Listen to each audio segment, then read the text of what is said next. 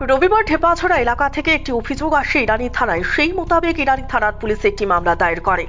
জানা গেছে, ঢেপাছড়া এলাকার জিয়াউল উদ্দিন এবং মঞ্জুর আলী ইরানি থানায় অভিযোগ করে 6 জন ব্যক্তি তাদেরকে প্রাণনাশের হুমকি দিয়েছে। সেই মোতাবেক ইরানি থানার পুলিশ অ্যাটেম্প্ট টু মার্ডার এবং আর্মস অ্যাক্টে মামলা গ্রহণ করে তদন্তের নামে রবিবার রাতে 6 জন আসামির মধ্যে পুলিশ নুরুল ইসলাম নামের এক আসামিকে আটক করে। জিজ্ঞাসাবাদ করে আসামি স্বীকার করে তার কাছে বন্দুক রয়েছে। আজ ইরানি থানার পুলিশ সহ ম্যাজিস্ট্রেট নিয়ে নুরুল ইসলামের বাড়ি থেকে পিস্তল উদ্ধার করে পুলিশ।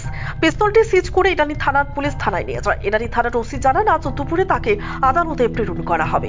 নুরুল ইসলামের বাড়ি গৌরনগর ব্লকের অন্তর্গত ঢেপাছড়া এলাকায়। বাবার নাম শামসুদ্দিন। 25/8/2024 তারিখে আমরা একটা কমপ্লেন পাই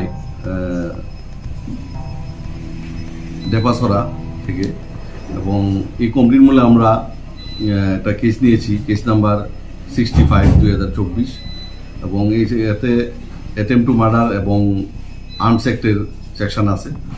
তো এই অনুযায়ী আমরা কেসটা নিয়ে আমরা তদন্তে বের হই, এবং একজনকে আমরা, আসামি ছিল 6 জন, একজনকে আমরা অ্যারেস্ট করি।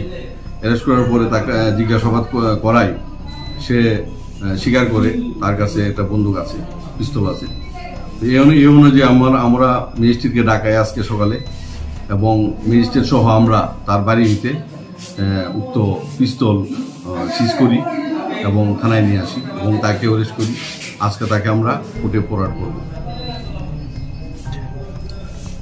নতুন আইনে হয়েছে, এখানে নতুন বিএনএস আইনে হয়েছে, এবং বড় সেকশন আছে। এখানে সেকশনগুলো হলো 109(3)/329(351)(2) and 109(1) BNS Act, BNS, and 25(1)(a) Arms Act।